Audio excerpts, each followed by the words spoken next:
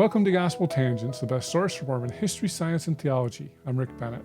John Whitmer gave a very surprising address that changed RLDS history. He said that Stephen Veazey should not pick his successor, or it would make him an illegitimate president, and his successor as well. So RLDS Church actually changed on this, and so John's going to talk more about that in our next conversation as we talk about the new ordination of Stacey Cram. So you won't want to miss this conversation. Check it out. So what do we do? So Grant has brought that forward. And so you might think, oh, well, Grant resigned, we're screwed. But actually, because in Community of Christ, the first presidency does not dissolve, we still have a first presidency just because the prophet president resigns. And so there's still two members of the first presidency who are still operating, and that council of the church, the first presidency, is still in charge. And so those the first presidency calls upon the church worldwide to discern who is God calling, it would be a prophetic people, who is God calling to be the prophet of the church now. But so in 2004, it doesn't come down to they don't come up with some kind of new constitutional process to allow for, either election or some kind of a constitutional system that, is not just a straight vote, but has some kind of input from the people in different ways. There's all kinds of ways that republics have worked throughout history that allow for responsible government that is responsible to the people, that it doesn't necessarily mean, majority rule. The U.S. Constitution is technically set up with checks and balances if people obey the Constitution, and so in that same kind of ways, the Roman Republic had those and that kind of thing. And so the idea would be some kind of system. They didn't come up with that system in 2004. And instead, at the end of the discernment process, the first presidency assigned the Council of 12 Apostles to make the choice. And they chose Steve Veazey to be the next prophet to succeed Grant. And so Steve Veazey became the prophet and president of the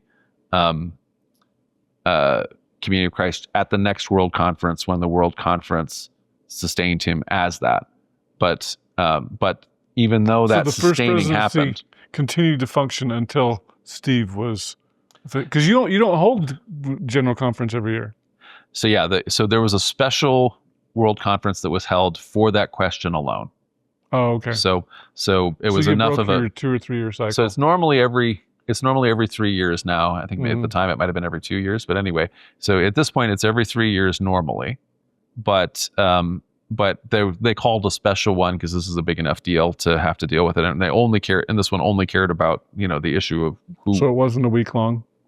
I think it might have been a week long. Oh, really? I don't know. I mean, I don't know how long. I wasn't there. So I hadn't joined yet. But what happens is, so at a certain moment, and this happened just 2 or 3 months ago, when Steve ended up, in other words, when he retired, he had announced his retirement 2 years ahead of time, but he retired at our last World Conference. Right. And so at a certain moment in the World Conference, he retired, and the first presidency did dissolve when they retired. I know. And so that was what I was sitting there going, oh my gosh, yeah, they're getting rid of Sidney Rigdon. That was my thought when that happened, because I was so surprised that they dissolved the first presidency. Yeah, but that is a special act. In other words, so Steve retiring did not dissolve the first presidency. The first presidency dissolving was something that happened because the conference was functioning. So the conference is ultimately the sovereign, right? Okay.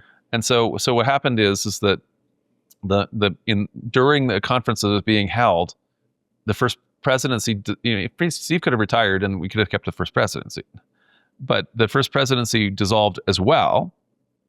And then when that happened, the chair went to Moreva, who was the president of the Quorum of the 12, the Council of the 12. And so then Moreva acted as a chair until the conference sustained a new prophet, and then the new prophet organized a new first presidency, and the new prophet became the chair.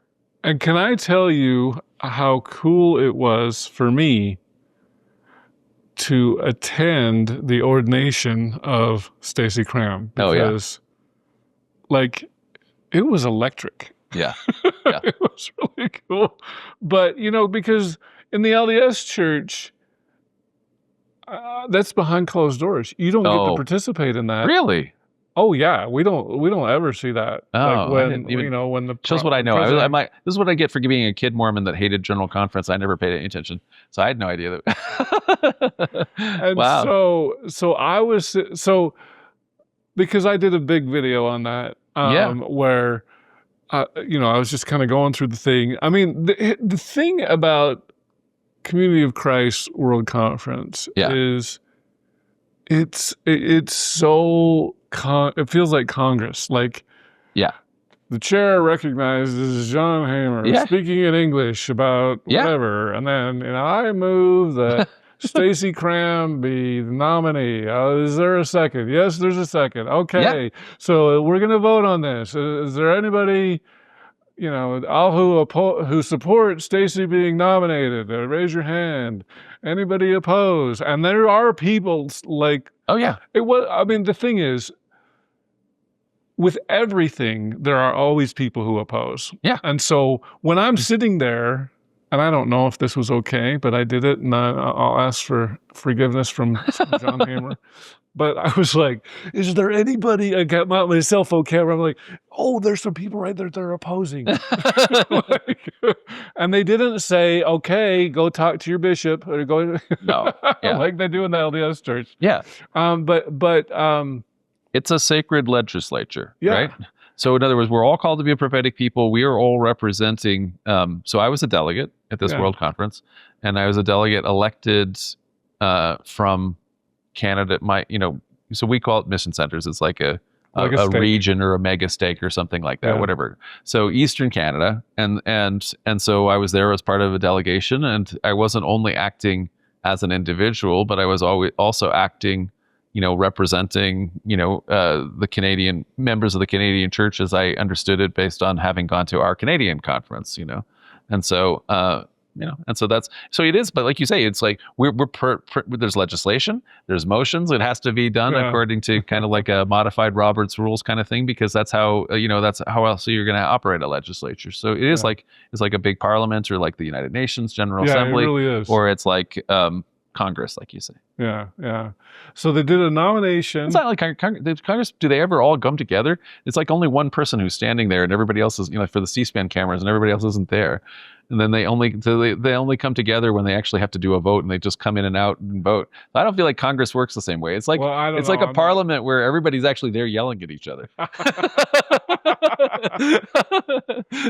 Well, the interesting thing was how many procedures there were, because there was like a nomination session, which was like a couple hours, and then we broke for lunch or whatever. Yeah. And then there was another thing, which was about 2 hours, where they confirmed the nomination or something. And then we all came back in the evening for the ordination. Yeah.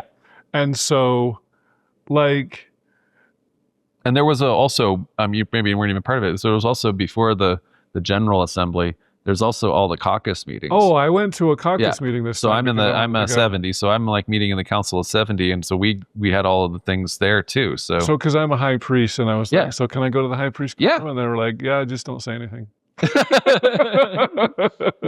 And so that was fun. It was so fun to be a fly on the wall. Cool.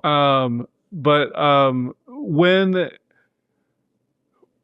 because I have a video of this, when they voted on Stacey. So that was the other weird thing that's very different from LDS. They're like, Stacey, you got to go leave the room. That's right. And so then they're like, who supports this? Yeah. And they did it in French, Spanish, and English. Raise your hand. Yeah. And then they did it, and then any opposed. And I would estimate, I mean, you were there, I bet it was a 95% supported Stacey, and maybe at most 5%. It might have been even less than that. But there were some people who opposed. Yeah. And well, you told us what you voted. I abstained. You abstained. Yeah. I And know it's not because I somebody don't else- support Stacey. And I know somebody It's else who just because I abstained, too. abstained because of the process. Okay. Yeah. Yeah. I absolutely support Stacey. I think that she's the most qualified person for the position, and I also absolutely so in my congregation last week, Nancy Ross gave the sermon. Yeah. So Nancy Ross she's a great friend of mine. She's an incredible intellectual. She's been one of the leaders of feminist Mormon housewives, Mormon feminism. Yeah. and she's a professor down in St. George. Right. And she was talking about how as a person who grew up Mormon, ultimately became an elder in Community of Christ, as a person who has fought for women's ordination. Well, she was in ordained women too. Yeah, in ordained women. Yeah. And so all of this advocacy that she'd done. So she just talked about, what an incredible, important spiritual experience this was for her. And I am not that I absolutely agree with her, in all of those ways, And so my issue is what we've just been talking about in terms of being a prophetic people, having responsible government that is responsible to people where there's input. And so because, we have to get to how Stacey actually got picked. So when it came through all those caucuses and things like that, it wasn't like there was multiple candidates and there were multiple places to vote. This is again, there are people who vote no, but again, this sustaining is in that same sense like the LDS tradition, in that there's only one, either you sustain or not. You're not picking between multiple candidates, So that's the part of the process that I was objecting to, and why I didn't vote no by any means, but I abstained from the process. Okay. Yeah, I know somebody else who did that. And I will just tell you, in the high priest meeting, it was pretty much unanimous. Like, everybody was like, I support this, I support this, I support this. Yeah. Same thing in the 70s meeting, except for me, who stood up and said why you were abstaining? Yeah, or why did you I was say that? Yeah, well, yeah. Why I said that. And I had a bunch of people who stood up and say why they think I'm wrong, but they love me. I said that I love them, and but I still think they're wrong. Well, that's funny. I attended the evangelist meeting because, should I admit that? Anyway, you're allowed. It doesn't. Just as long as like if you came and you were going to disrupt things or something like that. If you want to just come to watch and be a part, and that's great. So they because they were like, just like sit in the back, and I had to work anyway, so I was like on my computer the whole time. But anyway, so I went to the evangelist meeting because Moreva, who was the president of the Quorum of the 12, or you call it Council of 12. Yes, Council of 12. Okay, President of the Council of 12. So it's originally called the Council of 12, and I think the reason why it starts to be called the Quorum of the 12, maybe I'm wrong about this, but my recollection just offhand as I'm thinking about it, becomes Quorum of the 12 because Brigham's only able, when he's able to get like a quorum to make him be able to be a new first presidency. In other words, he needs to get like 7. So he needs to have like a quorum to be there, and then he gets a majority out of the quorum in order to have him have his second coup. And so what's important is having a quorum as opposed to the full council.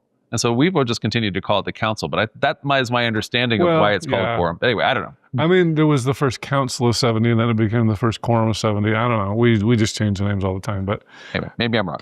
But, where was I going there? Oh, yeah. So she got released as president of the Council of 12, and then she became the presiding evangelist. Yeah. And so a friend of mine said, hey, you should come to the evangelist meeting. Moreva's going to be there. Yeah. And she's amazing. Oh, she was so cool. Because after the meeting... So she's the apostle from Polynesia, from Tahiti.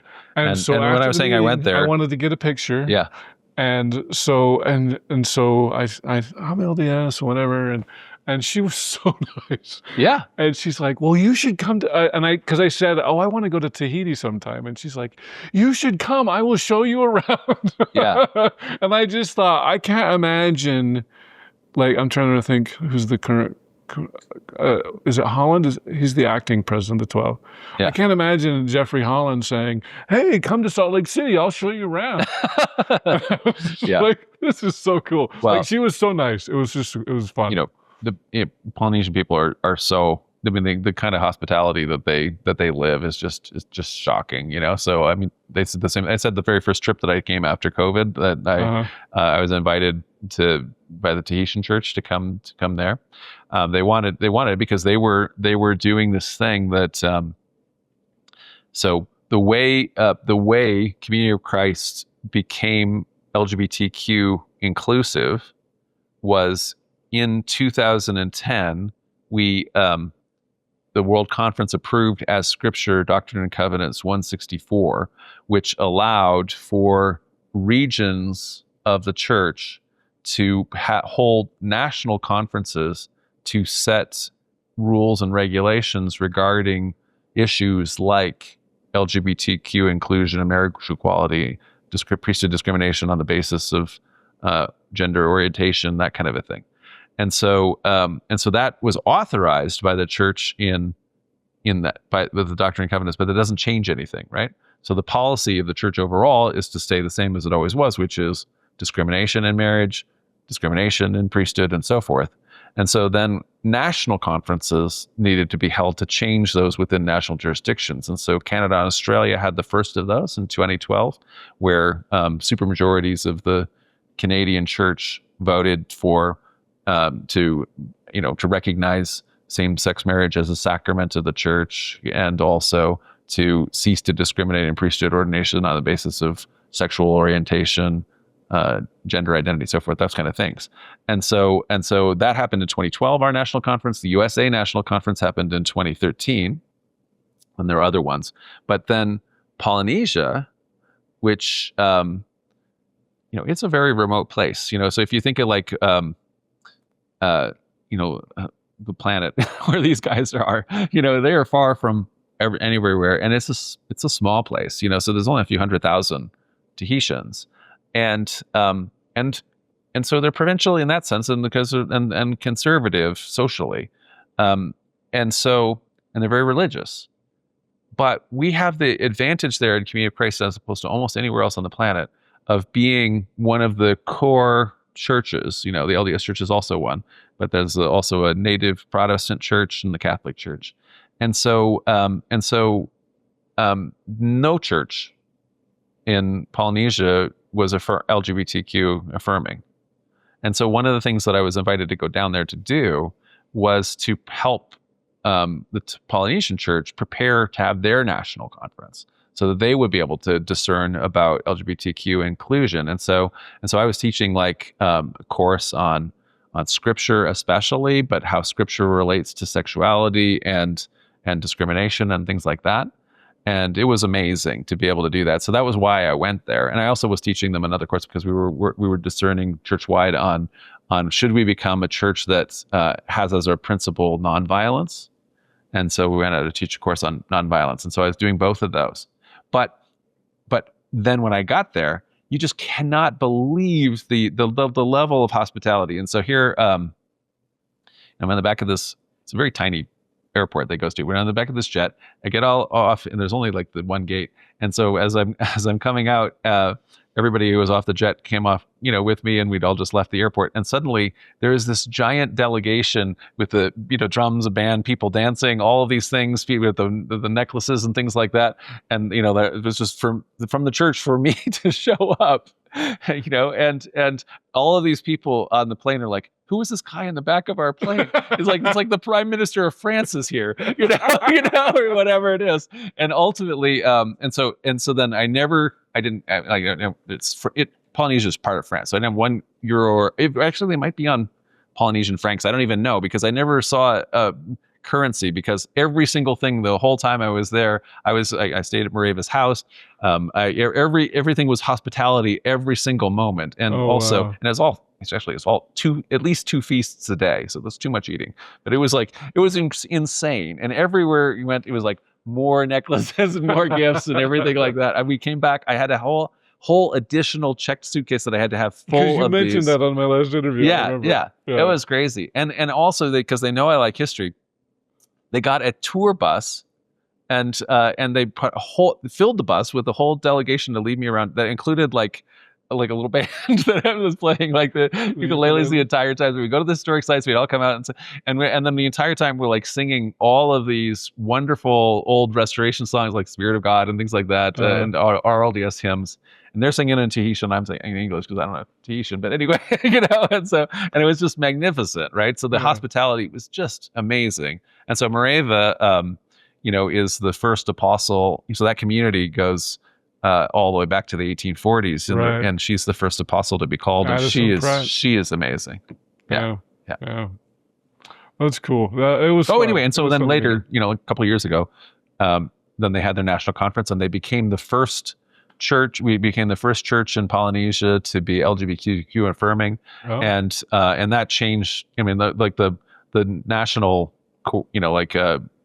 gay rights, group said to me, this is not members of our church. They're like, if you guys do this, this will be a big deal because the government listens to you guys, and this will change things socially for gay people, lesbians, and so on in Polynesia because it's called, we're known as like the Saints Church there. The Saints Church are very known and respected and things like that, and so it's going to make a big deal. So yeah, is the LDS Church or the RLDS Church bigger? We were there way earlier, but the LDS Church has grown so much that it's way bigger now. Okay, yeah, but because you said there's 4 churches there: LDS, RLDS. There's the indigenous Protestant church, and so it's a church that is so it's controlled natively, and then the Catholic Church. Those are the big churches. I think there's other churches there too, but I think that those are like the kind of the pillar churches, as I was given to understand based on what the LGBT coordinator was saying to me. Do you know which one's the biggest out of those 4? I think the indigenous. I think it goes Indigenous Protestant Church, Catholics, LDS, us. Oh, okay. That's, I would guess. Okay. Cool. Yeah. I talked to Amanda Hendricks Komodo because she's done a lot of work with Polynesia. Yeah. And so it was interesting talking to her about that. So yeah, I didn't realize that the RLDS. Well, because Tahiti didn't like polygamy, so they were like, "We're going to be RLDS, not LDS." So I thought that was interesting. Yeah. So. Cool. All right. So let's see. We're through Stephen Veazey. Yes. And then because we've been talking about Stacey Cram, but we kind of so Steve, we've missed Steve's. So Steve's therefore is president of the church for 20 years. After Grant, and so he announces his intention to retire 2 years ago. Mm-hmm. At the preceding World Conference, they were only 2 years apart this time because of COVID. So because you went 4, we went 4 and then 2, yeah, and so essentially the one was just delayed a year, but essentially so that was when that one happened, and when he so in the intervening time, Steve did not update any of the constitutional procedure for how a successor would happen, right? And so, like I said, under Grant, we had this new principle that we could achieve a new pillar of legitimacy by having responsible government in some way, where as a prophetic people, we would all discern together, who God is calling to be the next president of the church. And when Steve announced his decision to retire, he also announced his succession plan, which was, we could have a big discernment thing. And then at the end of that, he would pick who he wanted to be his successor. And, that alarmed me and lots of other people, actually, leaders who had been thinking about those kind of things. Because nobody had appointed, Steve, there was that line of appoint had already been broken, right? So he doesn't have any legitimacy from, appointing. He had legitimacy from an emerging thing, like we were all discerning together. It didn't really, there's a short circuit that prevented it from being actual responsible government because it was like a constitutional crisis, a succession crisis in 2004. Well, 20 years later, maybe we could figure it out. but nothing had been figured out, and instead he announced a plan to actually go kind of backwards and say, well, we're not going to worry about any kind of input that people would have in terms of who maybe we'll have all these extra nominations and there'll be some kind of a system. I'm not saying I have a system of how I want it to be, but where there is some kind of input where the people are able to have some say in who this choice is going to be. And I think it's essential because we know from how just all history works, no matter, you could have been the absolute best prophet in all of history, and yet you have to have some kind of system of oversight when you have all power and there's nobody who can push back, without getting fired or something like that. That's a thing that corrupts humans. It just is possible. We all need, I am made humble every day because my husband Mike continuously tells me how bad I'm doing this or that, or why you were crazy, your ego is too big there, in other words, don't do that. So in other words, I have a check and balance on that kind of a way. As pastor, I have a check and balance. As I said, tomorrow the congregation could call a business meeting, and they pick a new pastor. Yeah. So, but there's no check there. Ultimately, there was no check on Steve. He's the one who decided when he wanted to retire or not. He could just still be president right now if he wanted to be. In other words, because there's no system. The only potential check that exists, because the World Conference is technically sovereign. Can we blame this on Fred? Yeah, well, in part, yeah. But actually, it was possible to fire Fred too, but there was more of a check on his power because, again, the first presidency had authority. There was also the presiding bishopric. There was also the 12 that were very jealous of their authority and considered themselves a second council, and all that kind of thing.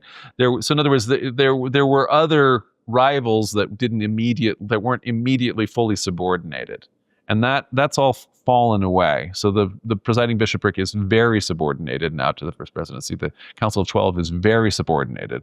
The presiding evangelist is not, there's always a threat that the presiding evangelist might have been a rival. That's not the case. There's spiritual leader and so on and so forth. And there is no, so the only potential check on the power of the prophet president and Community of Christ is the World Conference, if at the very first session of the World Conference, when we are debating rules, we all vote together in a majority not to adopt the standing rules that the presidency is going to bring to us, where they will be the chair and get to rule everything out of order or not.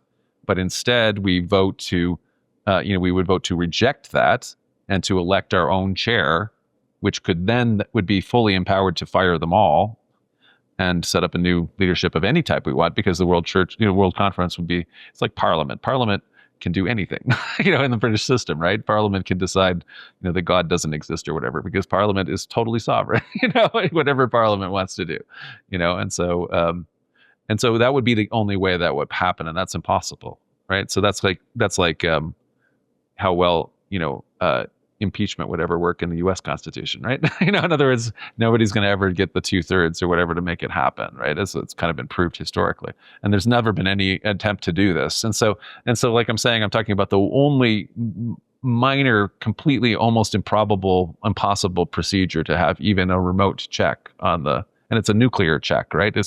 Like the nuclear bomb is the check on the authority, right? So we didn't get any kind of a new system, and we weren't even going to do the system where, that Steve himself had, which is to say the first presidency gives it to the 12 to pick who his successor was going to be. He was just going to pick.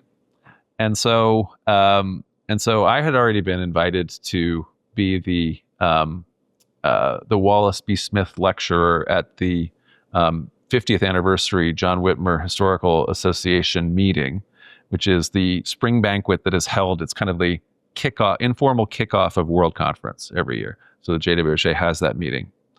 And so I gave an address called the prophetic monarch, talking about the past and future of the prophetic monarchy. Well, and talking about a lot of what we're talking about right here. Yeah. And that's why we're talking about it. Yeah. And so one of the things that I said, and I spelled out this thing about the pillars of legitimacy, and essentially how although we were building a new pillar, in point of fact, Steve didn't enjoy either of the original pillars of legitimacy. He's not a Smith. He was not appointed by his predecessor. And prophetic people did not, in fact, actually, technically, have input into his appointment. Self-appointed 12, 12 who had been appointed, without any input from the people, it picked him, right? And so now he was going to even jettison that and go back to, oh, well, I could just appoint people because that's what the dictator's always been able to do, right? And so what I said in that address is, if he does this, that will retroactively completely delegitimize, his tenure. He will have not had any legitimacy, and indeed, it will also then make his successor fully illegitimate, because there's no basis for this legitimacy. We tried to have this new way to find that, and it doesn't exist, if you were to do that. And so Grant McMurray was in the audience of that address, and I was too, and you were too, and so his response was, we know everybody in Community of Christ really needs to listen to this, and anyway, and so I'm going to now say, we know post hoc ergo propter hoc is a logical fallacy. A few months later, Steve took a medical leave of absence. During that, is unexplained. They didn't ever, no official explanations can be given before why or when he came back. And I've asked everybody I know, and everybody's like, I don't know. Yeah, I don't know. Anyway, so that's just how they operated it. So anyway, so he had during a medical leave of absence, it was announced that they were going to suspend his plan, and instead it would go back to the procedure that had picked him. And so instead of him picking a successor, it was given again to the 12. And the 12 then were the first presidency assigned to the 12 the decision of who would be the next prophet. And it was amazing for the people on the Council of 12, because again, the 12 is fully subordinated to the presidency. And so they have to do, you have to do whatever the presidency says under normal circumstances until they don't. And so then at that moment, that transfer really happened, and they had the ability to, pick whoever they wanted to pick. And so they picked, I think they picked the person who I think probably Steve would have picked. I think the person that if we had an election would have gotten voted for, because they picked the person who has absolutely by far and away the most experience and qualifications for the position, in terms of her, having been full-on leading member of CBC's administration, having been the presiding bishop, precedingly that having been an apostle, an incredibly able leader. There's no doubt about it. So I think that no matter what of the systems, we probably would have had the same result. But if there had been some kind of a way where it was a responsible government, where we were all acting as a prophetic people and make that choice, Stacey would have emerged as fully legitimate. If Steve had just picked her, she would have emerged as fully illegitimate. And instead, in my view, she has emerged as a way as that she could now, as we this 20-year hiatus of having built a new system of a prophetic people picking that, if she now creates a constitutional system that will allow for that, she will retroactively legitimize herself and all her successors that will be able to be picked that way. And that's what I'm hoping for and will push for. And if that happens, we'll be able to sustain her successor. Because I remember being surprised when I heard you say, well, I think we should have a president with like a 6-year term, like a term limit.